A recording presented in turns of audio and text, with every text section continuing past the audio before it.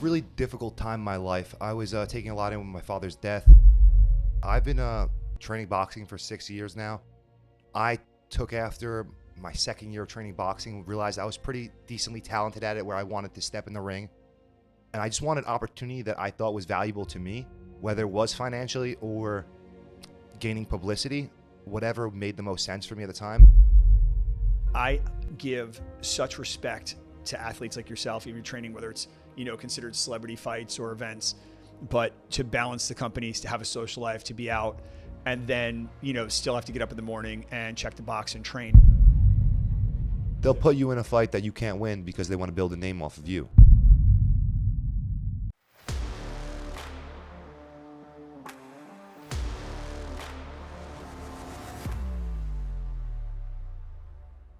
Hey guys, welcome back to Tough Love with Dr. John O'Connor. Today's guest, Drew Mournet, entertainer and entrepreneur, is going to be joining us, and I'm so excited to see him and actually talk about the history that we have together. Drew, welcome to the show. Dr. John O'Connor, how are you doing today? Excellent, kiddo. So let's jump into this. When I reached out to you, it brought me back when we connected a few years ago and hadn't seen you since you were a young boy when we lived in our first house in Jackson with the kids. I believe I knew you right around 11 or 12 years old. And seeing that time, for you, you went through it, and we're going to touch a couple things to your impressive career now as a, as an entrepreneur and, entertainer, but what you were going through. I believe you just lost your father, and I had moved in with very young kids, and you were this incredible young, hyper kid, running me myself, and you were our next door neighbor. And tell me about, just that process in your head, looking back and meeting me and our relationship. So when I met Dr. John O'Connor about 20 years ago, it was a really difficult time in my life. I was taking a lot in with my father's death and having to become the man in the house and doing whatever made my mom happy and helping her get to that next level financially where she was happy, because only being in the house with one man, being me at 13 years old, could be tough. Having a single mom that works hard, has to come home with a paycheck and feed the family, and have a sister and me to raise. It sucks not seeing them get to where they want to be as fast financially. And you sometimes have to step up as a man and help your family and take different avenues of making money and come up with new entrepreneur ideas, because your time is what is the most valuable in life, and you only have a certain amount per day that you can make the most maximum amount of money. So I took my time at that age just to touch up on getting better as me, because I was so young. So we're talking about a young kid. Yeah, we're talking about I was so young, yes. Sure. So I was just learning, and watching what John did at that age helped me realize what a man was and how many different avenues of helping his wife, having the business, studying still, helping his athletes, and how many different ways he could make money and utilize his time was a great example for me, because I didn't have that at my age of 12, 13, because I didn't have a father, and when other people would come and go in my life, they wouldn't be there for long. So Dr. John O'Connor was a great role model for me at that age of 13. Listen, that chokes me up a little bit, because obviously when I saw you, it brought me back. And I think, you go by Drew now. So when I saw you, it brought me back. I saw the young boy, Andrew, and I was chuckling because, I didn't want to say, and I laughed because kids knew you as Drew, or the adults that were like giving you all the respect because you're all over social media. You have these celebrity fights and all these things you do. And I was so proud of you. Right. So I'm glad to see that. I knew then with your mom and your sister, and I know you still help them out to this day with all your business and whatnot. And it was probably hearing about how you thought at 13, now at 31, it makes my heart smile as a young man that you really did what you said. Right. And I think we talked about earlier in visualization is one of your keys in success in your business. Right. And you see it, you visualize it. You probably write it down, and then you do it, right? And it was pretty neat because when we were talking, it was like a couple years ago, and I believe you were getting ready for one of your fights, right? And I think you did that for 6 years. Yeah, I've been training boxing for 6 years now. Yeah. I took after my second year of training boxing, realized I was pretty decently talented at it where I wanted to step in the ring. And I just wanted opportunity that I thought was valuable to me, whether it was financially or gaining publicity, whatever made the most sense for me at the time. But I wasn't, at that time, I was very selective of what I wanted to do. And over time, you just become such a great athlete over working out for 20 years. you just stick your mind to one thing, whether it's bodybuilding, boxing, wrestling, jiu-jitsu, and you hit that nail on the head every day. Come in, go out, whether you don't want to come, you do want to come, you just show up and you chase that dream or that goal, and it becomes easier. And before you know it, what you thought was hard is second nature to you. And what people can't do, you can do. And just keep pushing yourself, because all those small W's do add up. Even if you're training basketball this week, right? Yeah. But that has to do with jumping and athleticism in your legs, and you're running. Running is basically the key to every exercise. People don't realize. So running has always been a routine of mine, and I stuck to that throughout all 20 years of working out and transitioning my body from bodybuilding to athleticism and boxing and mixed martial arts. Even karate at one point I've done. So just becoming a better me all around. Love it. Now, one thing I thought was awesome, I think you recently went to a professional wrestling camp, right? Yes. And obviously there's a huge amount of athleticism needed there, and performance is theatrical. I mean, you watch these guys like The Rock and all these ridiculously elite athletes, and, you know, John Cena and going back to when I was a kid, you know, it's like it was a Big Papa Pump and Hulk Hogan and all these guys. What did you think was the craziest going in there? Because I think a lot of people laugh and they say it's fake, but what was your takeaway? Like, how hard was it?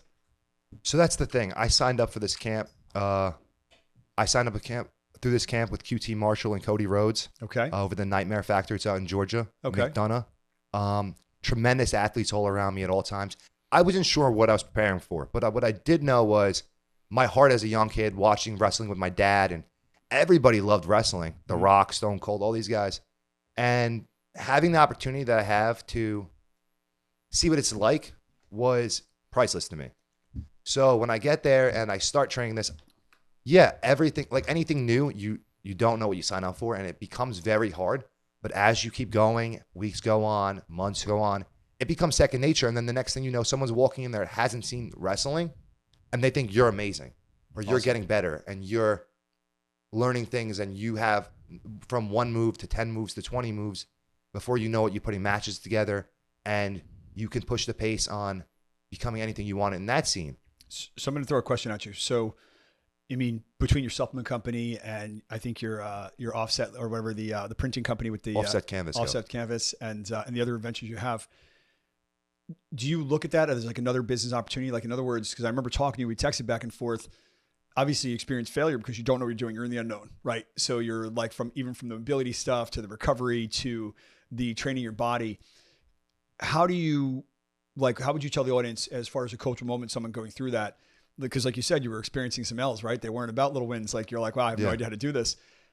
How did you do that when you woke up in the morning? You're like day 12 and you're like, wow, I'm not that good at this. Was it still the same thing with like your business up here? Like, hey, you know what? I'm just going to keep my head down, keep working. Yeah. See, dealing with change of living too, and where you're staying, every day is an opportunity to meet new people also. So sure. I look at my brands as like a brother and a sister. I make them complement each other. I use the same people in-house and out-house to build them and make them more successful together. Sure. Whether it's influencers, whether it's packaging teams, whether it's people that make flyers, social media teams, camera guys, anything, they brand together. That way it makes it easiest for me to grow brands. So when I'm out there, I look at it as an opportunity to meet new athletes and people every day that can grow my brand. And any which way you look at it, you're having growth even when you're not home. Got it. So like the supplements, did you do any images with them down there with the Offset Canvas? Awesome. 100%. I actually made a canvas for every wrestler that was part of ownership in the gym. Billy Guns, Cody Rhodes, QT Marshall. Very cool. Their family. Mm-hmm. Did they do any of the supplements? And let's talk about this. I believe this company started in 2017 for you. And you keep impressing me as I keep listening to you, because you've touched so many things and you keep going. You're hungry. And just like you switched out of the celebrity boxing, you're like, come see me here. And then all of a sudden you're heading off to wrestling camp down in Georgia for X amount of weeks. Tell me about the supplement company and how we can get our hands on it and what it's all about. I believe this one is Slice by Apex Nutrition, correct? Yes. Apex Sport Slice, my thermogenic fat burner. I developed in 2017, has reformulated 2 times since then, is approved for Walmart and Amazon sales. It is a thermogenic fat burner that supports fat loss, metabolism, and extreme energy. And what I love about it is you can replace it for a pre-workout, for fasted cardio. You can get this on getapexsport.com. I do sell privately, but most of the time I don't like to, because A brand like mine is more exclusive, and that makes it more valuable. Okay. Also, and you can make more profit that way in entrepreneurship too. You could go and sell to smaller retailer stores, but the legwork sometimes isn't always worth it. It's about gaining customer value though, and customer. So that they understand, they say Apex. Like when I grew up, it was Rip Fuel, Yeah. right? And so now Hydroxycut. yeah. So now this is kind of on It's par. sliced. Got it. So it's sliced. Awesome So stuff. I love the fact when people contact me and they say they've lost weight with my products and they've seen results and this and that. It just makes me feel good. And I have this Fight Club brand that's inside Apex where I sponsor fighters and I make them Fight Club shirts. Okay. I've just hit over 5,000 shirts made. That's also like dearing to me. Seeing people represent my brand and love it they think it's cool now. It's Yeah, man, you're growing, right? Yeah, you're, you're getting the respect. And those small wins make you keep going. Absolutely. Right? Like you make a new protein, you want this flavor, and then everyone wants a different flavor. So you make another protein. You can make a pre-workout. You can brand it who you want. You know, this kid at the gym keeps asking you for this kind of flavor pre-workout. Oh, you're going to get to him next time. But then he's okay with supporting you and buying yours now. And then those people you meet along the way, like you just asked before about that camp. When I left that camp, I would say I gave a shirt to almost every kid at the camp. And I seen them wear the shirt during the camp at one point in time. Somebody that either wrestled with me or has had time to experience getting to know me realizes that it's more about growth within people, not just so much yourself. Because the more connections you have and the more people that understand what you're trying to do, they tell each other. The world's a really small place, and people don't see that every day. But everybody basically knows everybody. So you have a good Well, especially you're all over social media, so you can't hide, right? Yeah, well, that's another thing is you start getting all these small wins, and they add up to the point when you're like, wow, can I do this? Okay, let me try to do this. And then you're not so great at it, and you get better. So let's talk about it. So that's the visualization part, right? Yeah. You had said to me today when we were talking before we jumped on air was, Doc, make sure you get it across. Visualization to me is the most important. Okay. And I started that at 15 years old. Like okay. The notepad and the phone to savings goals to what I want to do next to it can go literally down to such small goals as like family goals, spending more time with somebody. Who would you credit for that? Was it something you just picked up on your own, or was there anybody that came into your life that just really inspired you? I honestly can't put a finger on that. I would just say just me wanting to be a better me because I wanted to change my own life and what was around me at the time of that. And I don't actually use the notepad anymore because there's just so much going on. I use a notepad for just like timeline. It's okay. Now. Yeah. But now goals are still in with my tech heart. devices, right? The iPhone, Yeah, you can talk to it. So. You have Nextels back on that used to just chirp people. Yes. So another great question, being an entrepreneur, and it's really your body, right? I mean, like, what do you like of all the different ventures you're in? And what's your most intriguing one to you that is challenging? Like, I'm sure one of them comes easy to you and you're like, wow, this is easy money. But which is the one that if you said on your wish or bucket list, like, I would want to be great in this, I want to be known internationally doing this, what would you tell the audience? See, that's changed over the last couple of years a lot. Okay. The supplement company, I love it dearly. It's one of those things where it just keeps growing and it keeps impressing me, where I want to stay growing that forever. And that's my favorite thing because seeing people have their good results and stuff. But entertainment wise, wrestling has just got such a great spot in my heart. Seeing these crazy moves they do and then telling myself I want to do it. And then you try it a couple times, you get better, and then you start doing them. Mm-hmm.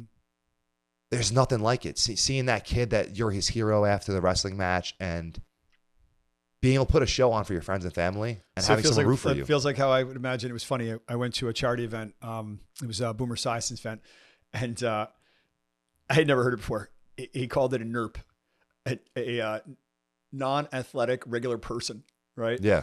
And an NPC in my mind. Well, but regardless of what we identify it as, it was pretty funny because there were a lot of elite athletes in the room. So everybody chuckled and it was Phil Simms. I mean, you got two iconic quarterbacks, right? Boomer Esiason and Phil Simms standing there. And the poor guy that they had on the set probably went home with a welt on his right butt cheek because they kept like lining up behind him and slapping him on the butt for the play every time.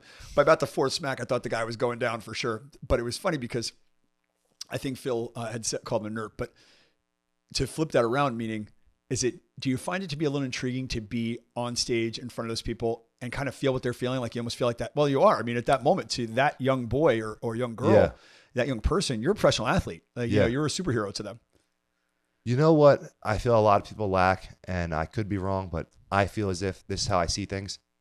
Being in the moment. Mm-hmm.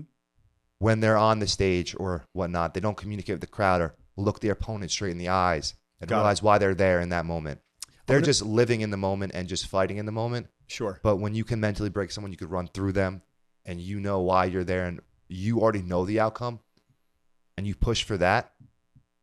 I just feel as if you can accomplish anything, especially athleticism. Like you on the football field or basketball court, you say you're going to make that shot and then you go to that same corner spot and you shoot that 3 and you make that shot, you envision yourself making that shot over and over and over again. 100%. I'm going to interrupt for 1 second. So Apex Sport, right? This is your go-to. And I believe a couple of years ago, actually, you had, you do protein powder as well, but it seems like Sliced is really your go-to. But regardless of that, what's your greatest challenge with Apex Nutrition? Like obviously I watch all these amazing companies like First Form Nutrition and even the big multi-level marketing ones that are amazing. Like I know my good friend Alexis is a huge player in isogenics. And what is the thing that you go to the pad and you start brainstorming, you start thinking like, see, is it a challenge or it's the fun part is what I look at. So yeah, go. So it is the challenge, but it's also the fun part to me. Okay. Slice is the face of my brand. Okay. There's a lot of small limited things around it. Okay. So you make a protein, you make a flavor, right? You change the flavor later. You make a pre-workout, you change the flavor. You change the formula, new flavor. Those are what make them unique and different. And you come back and reinvent the wheel and you get more customers from that. This is new. We've changed the formula in this. They have a new flavor they like, whatnot. When you reinvent the wheel and you come out with what's hot again, that's what brings new people back in. Like, oh, they're coming out again with something different. So that leads me to the next question. So is that the challenge? Like in other words, reinventing the wheel is the challenge. Reinventing the wheel. So definitely. Constantly dropping a flavor that's going to be what's going to be the hot flavor. Or a product. So I've studied wanting to do gummies, pre-workout gummies for a while. Okay. Remember the Gushers as a kid? I was thinking, okay, maybe when you eat it. Well, I just saw with the creatine gummies. I was trying to set them down to my son. Gush out like caffeine, anhydrous, and like maybe beta alanine and niacin. But then it came to the point of like business aspect. Can you sell enough of this? Can you make this in a large quantity? Can you get the price point where it needs to be? How much will the average person pay for this? And that's where you put the pen and the paper to the test and you say, is this the next thing I want to invent? It's just reinventing the wheel and making what's hot again. Okay. That is the biggest challenge probably in the supplement game. And what's that timeline? How fast does that happen? Is that something that like you guys are constantly under attack where it's like dropping every week, or is that something that happens like every few months? Or every season you try to come out with a new invention or product. Got it. Clothing. And because you guys are really solely on the sports supplements, internet based. Yes. Okay. So you have no hard advertising. There's no product at Walmart. I do hard advertisements through like gyms and other ways like magazines and stuff. But as far as being in stores, I like having exclusivity because the profit margins are larger, obviously, and you can capture all your customers, their emails, know who they are, what they like. Got it. And become one with them instead of to be a Sliced Apex athlete soon for the over 45 crowd. The apparel line is huge now. The dry fits. I have these new. I just started testing from China these tank tops that have built-in plastic inside to make you sweat for people cutting weight and stuff. So that's huge. It's something new I'm bringing to my brand for fighters mostly, but other basketball athletes use them and just stuff. For weight loss or just to enhance the workouts. Yeah, just to enhance your workouts. I use them boxing. It makes my workouts that much better. I don't have to try to sweat. 20 minutes in, I'm dripping in sweat. Love it. So it's an amazing. You find something. Wow, this is unique. Can I bring this into my brand and how? That's how I look at it. Okay. All right. So you know what? The one thing that I love here is that you're touching on so many different things. You're creating with your mind. You're utilizing your body. Let's talk about, just personal you. What's your downtime as far as your rituals and routines? It seems like you're remarkably organized with a lot of your business stuff. Do you have that same consistency with like your wake up routines and how you train, how you take care of your body, or is it kind of all over the place? It is. I'm like the guy that wakes up and makes his bed every morning and does everything like certain order. Like I have OCD. Okay. So I designate like 1 hour in the morning to my supplement company and then 1 hour to my canvas company. Okay. And then do the same at night. Okay. And then in between, I like to work out in the morning. I like to do 2 different type of workouts every day. One's more so bodybuilding or boxing, and then one's just full body. Okay. And I try to work out 5 days a week to 6. Try to give myself that rest time I never gave myself when I was younger. And I feel like it's very important to not get injured also. Got it. Yeah, I know, without a doubt. That's probably one of the biggest things. We're blown away, owning healthcare and being in healthcare for 20 plus years, seeing, and even what I experienced as a professional basketball trainer and an athlete and busy and running home and you wear all the hats. I'm blown away with how hard it is to stay fresh. I give such respect to athletes like yourself, even training, whether it's, considered celebrity fights or events, but to balance the companies, to have a social life, to be out, and then, still have to get up in the morning and check the box and train. What do you think is your number one thing that you love for recovery other than the days off? Do you ice plunge? Do you stretch? Do you go someplace to get worked on? It's a great opportunity for you to plug Velocity. That's what I was going to say. I go to you usually. I go to Hamlin. Yeah. But Velocity does help me a lot. I've been going to you recently, and you've been blessing me with tremendous care. I actually hate the cold, the ice plunge stuff. I've done it. I do it. I don't know what people see in it. I know the muscle recovery. I like a hot shower. That's me. Yeah. But it's a physiological effect. You have to kind of get into it, right? It's weird. It's definitely a preferred. I'm like a BCA type of guy and like that stuff, like medicines, but I'm not big on like just rest, just real rest. Okay. It heals everything. Got it. Other than that, I'm a steam room hot tub type of guy. Got it. You like heat. Yeah. It might have been must be neighbors always seeing the hot tub. I do it, and I'm like, compound. Does this really do it? Like, why am I in here? So I actually, the funny thing about it is I was blown away because when you're in healthcare and you're looking at what people say clinically helps, but now they're putting in such research in it. And I know that like my video creation team and the guys that help me with all my social media and getting us out there are constantly giving me like who the people are that are in the forefront of that. And, between, Wim Hof and Gary Brecka and these people that literally put a ton of, education and research. And I was actually just talking to a friend the other day, and he was pulling a research article out of a Scandinavian country about the benefits of ice baths and how they release certain enzymes and proteins into the body. So, I'm starting to get more into it because now it's just not go freeze yourself and see if you're tough enough to land 10 minutes, but it actually does have a benefit. And, when you're prescribing something, when you switch hats and you're not John O'Connor of the podcast, but you go to Dr. O'Connor, I like to give you a why that has value. And we talk about that all the time is like, we want to bring out to our listeners things that create value. Every time I post now, I think, hey, is somebody going to read this and say, I got something out of that? If you get up in the morning and you have your rituals, your routines, and I'm saying, hey, what if you plus one it? What if you add this, right? I joked around today. We cranked off, 30, 40 push-ups before we jumped on the set. And I laugh because I'll tell people every day, I'm like, one of my buddies launched a fitness app and it's like, every hour you do 1 minute of fitness. Yeah. Right. And I thought it was like, wow, it's kind of weird. Well, you know what it is? 1 minute. You say it, but you say it for the person that's sedentary, that doesn't work out. That doesn't work out. Yeah. Yeah. No. So in a corporate setting, people with back injuries sitting all the time, they don't exercise. But what? So the benefit is this. Where do you jump and do 1 minute, like push-ups, sit-ups type stuff? It's basic, and the food store, No. It's, they want it to be where they're at the workplace. So you might do like tricep activity or like, a chair push-up. Yeah. Like on the cabinets in the kitchen. But if you're not doing anything about that benefit, and it makes sense because it may motivate that person. To a person that exercises, everything's intriguing to the sedentary lifestyle. But to the sedentary lifestyle person that doesn't do a lot, they think, it's crazy. I'll be with my film team and we're filming for fitness videos, which I got to get you in for a workout one day. And I think I was working with Mark the other day and he did a fantastic job during the footage. And we were chuckling because I was staring at him and I could tell he was getting ready for his workout, whether he was going to do legs or whatever. But if you have somebody that's sedentary, they're looking at you like, are you insane? You're filming at 9, you're here at 8 getting ready. And for athletes, I look at you like the one day you were coming into the center for 30 minutes, you were a recovery day, you were working out, right? So I think anything when you have that opportunity to inspire people to say, hey, listen, this is why I like to be fit. This is the benefits. This is what you can do. I think that's what it's for. I think these apps and all these spins are just to give people that are looking for motivation and an inspiration And I think like anything else, you know, the Coliseum effect, like people want to be in a stadium. You love talking about the young kids watching you wrestling, but those people love to be there. They love to be in this setting. You know, like I see my kids pop up. I think, you know, our social media team guys, they popped up. Somebody was at a Yankees game the other day, but you love it. You know, just like you want to watch at a sports bar. Like, you know, that's the human condition. We want to get there and get energized, you know.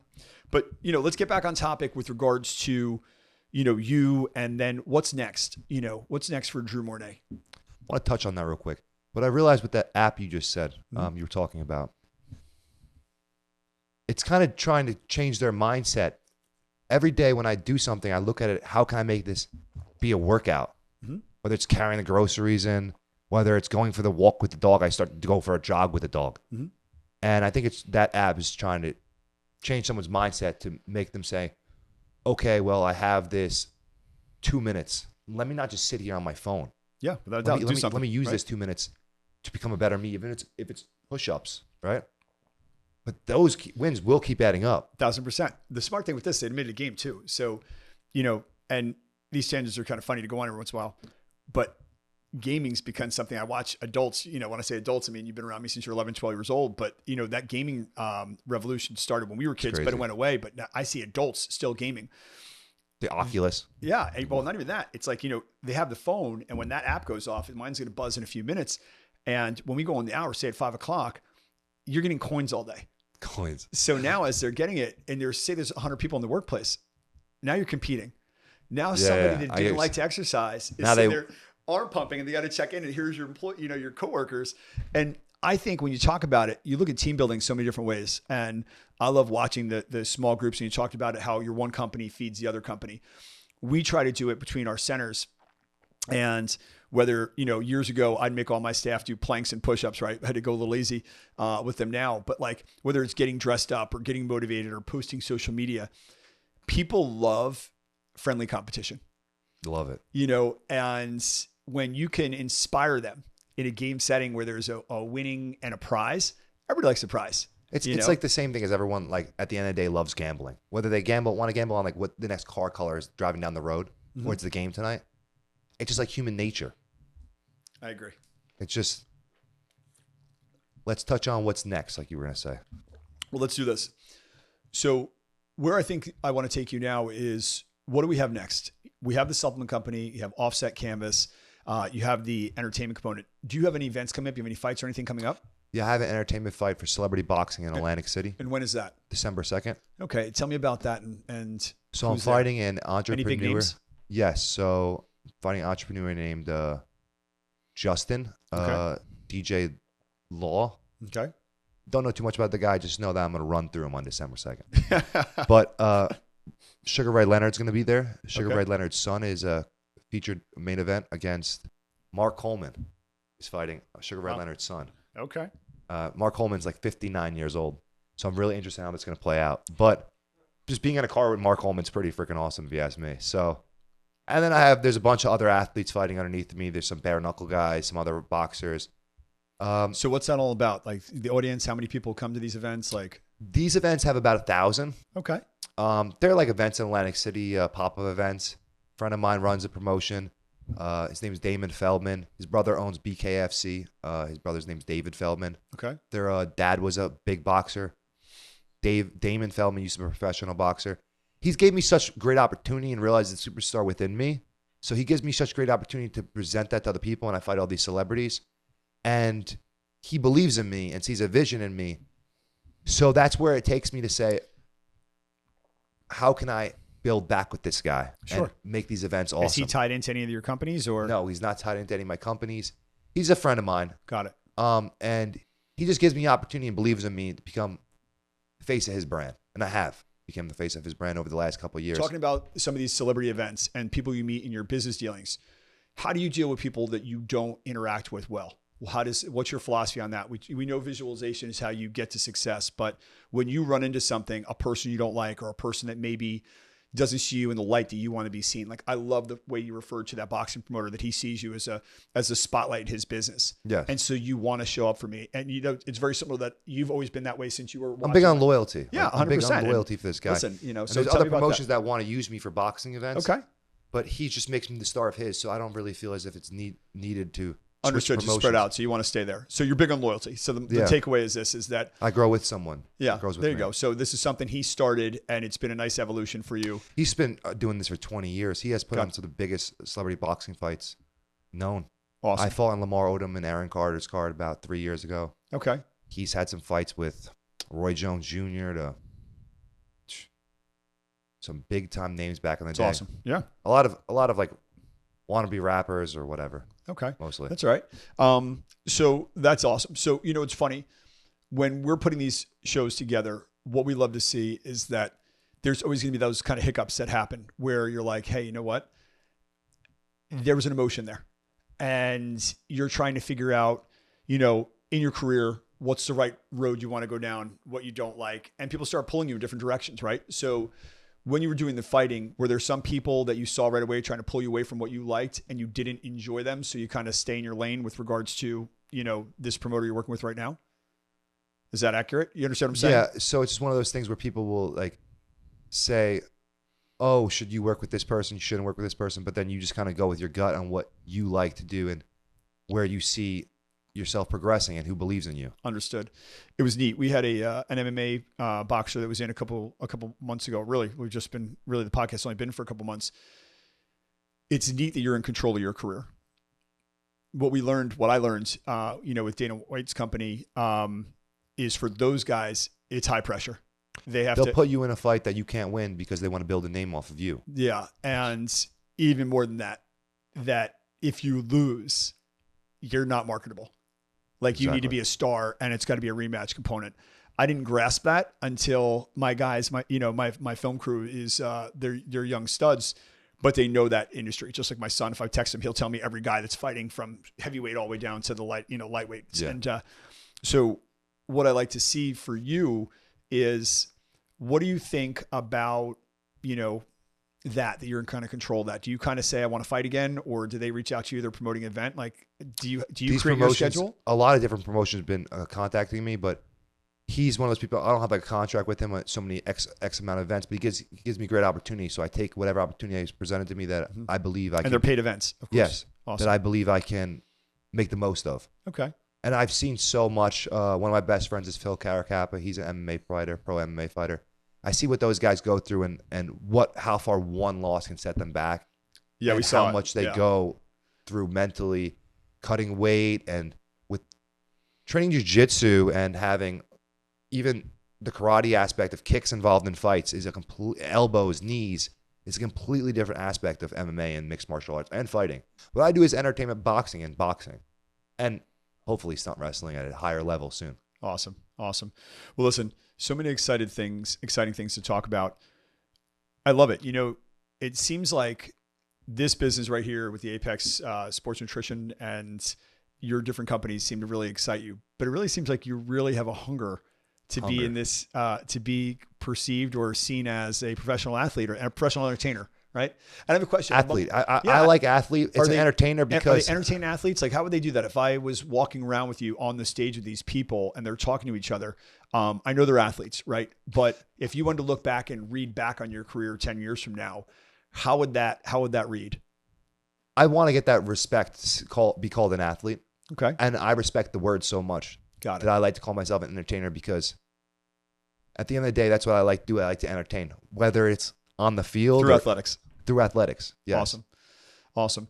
And so tell me this, it sounds like Georgia was really an awesome, both physical and mental win for you with the wrestling. Loved it. When, and obviously you got to still train to stay sharp. When can your audience, all right, when that happens, when are you going to hit the wrestling match? When am I going to see you get into the ring? I'm focused on this boxing fight right now, Okay. But wrestling is just second nature now. I could put together a match tonight if I wanted. Got it. It's just when the promotions reach out that I've been talking to and reach back that I see the most opportunity with. It's another one of those things, loyalty. You find a promotion, you don't know if it's what you want in the indie world or if it's going to brand you the way you want or if they're going to do anything for you. The indie wrestlers do not make a lot of money to start. What does that mean? What's indie? Independent. Oh, independent wrestlers. They call them indie shows. Got it. So they don't make a lot of money to start. So you want to find a promotion that makes you their superstar and believes in you and pushes you, or it's probably not worth your time. You might as well put your time into training and getting better. Mm-hmm. That's the most important thing, is finding a promotion or person that runs a promotion that believes in you the most. So it comes Make back you to the star. So Yeah. you said that before. So I think the big takeaway for you is loyalty. Huge. So it's making me smile. Like I think this episode, we have our name. This is about the importance of loyalty Yeah. with Dr. John. It O'Connor, really Tough should Love. be, because loyalty will get you further than talent ever will. Okay. You're good. The other guy's better, but you're more loyal to the coach who's going to play more. Got it. But But even it if you seems get like the same amount of time, right? Did you deserve that amount of time? Or well, it could go with that's a slippery slope. You know what I mean? So, but I think what I see with you, if as being an employer for most of my career, is I love the fact that everything you talked about, you keep your guys together, and it really started with your mom and your sister, right? And that was one thing. I was with somebody, one of my previous employees, knew you from town, growing up in Jackson, and she knew your story. And she knew how good of a brother and sibling you were to your sister. And I believe she's got a daughter you help out with, right? A son or daughter? son and daughter. Son and daughter. And as well as you help your mom. And it was so nice to hear that without you telling me. And when I see you, it's like seeing family, right? So we get excited, we talk, we blow through each other. And it's just energy. But I could hear that. And we opened up today's podcast about loyalty. And you even jumped into it that I met you at 11 or 12, and you wanted to get to being the 31-year-old version of yourself as a child to be able to take care of them because of the loyalty. That's the thing. Right? Yeah. Like, I feel like you go to college, people go to college, they get jobs, they make X amount a year. They hit this plateau where entertainment and your own businesses can never have a plateau. You can make as much as you want to be able to take care of your family and not just yourself. And that's probably why. So is family first for you? Yeah, of course. I mean, at the end of the day, I only really have a sister and a mom and some cousins and aunts and uncles. But, sure. At the end of the day, it's all you really have. Looks fade, people fade, things fade. Like, you have that, you were paralyzed when you were younger. That could happen tomorrow to me too. 100%. I could literally crack my neck in a wrestling match next week, and then who's going to be there? 1,000%. And it's funny. With that being said, we have had the amazing opportunity to be co-hosting. Well, I was doing a speaking engagement, and Eric LeGrand, who's going to be one of our future guests, actually did break his neck. He severed his spinal cord playing at Rutgers University. And I believe right around this time is like the anniversary of the injury. And I was blown away as a person that was paralyzed and recovered, and seeing somebody that didn't. It's terrible. I'll tell you, what's funny? And any Probably of my seem content though, right? content, happy. Yeah. And I see people that have everything that Not are happy. miserable. Yeah. And this young man, and everybody came up to him, touching him and smiling at him and speaking. And to him, it was his normal, and he was good with it, to the point where, like, one of the guys went to shake his hand and then did it again. And Eric felt terrible and laughed at the same time and said, "It's okay. Yeah, You could shake my hand and touch my hand." So the guy, and I'm watching the whole thing, and when the guy really realized, "Oh, you can't move your hand," and he just touched his hand, he goes, "Hey, listen." He goes, "Happens all the time." And he was so amazing about it. And I was sitting there and I'm thinking about our world and the ignorances and this and that, and how good of like just a human moment that was, that he's like, "Hey, I'm good with it. I understand." And, his confidence in himself and that amount of love that he puts out is why I know that young man is going to do great things in his life, much like you're going to. And, but like I said, I think for you, the energy you brought today's podcast about loyalty, about what you want to do, your brands, your brands, right? You got multiple brands and how they tie in. And we're definitely got collabs coming down the pipe. So you heard it here first, that we're going to be doing some cool stuff. And, I see this, I won't hit you up for any money, but you're definitely going to be sponsoring a podcast soon. And, but what I will tell you is, what I need to see is December 2nd, I'm bringing a crew. I'm definitely going to come down and check out this fight. It's be fun. And, so you'll see me down there for that. But tell me this, we're getting close to the end of the show today. Tell me what you think has been the greatest part of your journey to date. The ups and downs.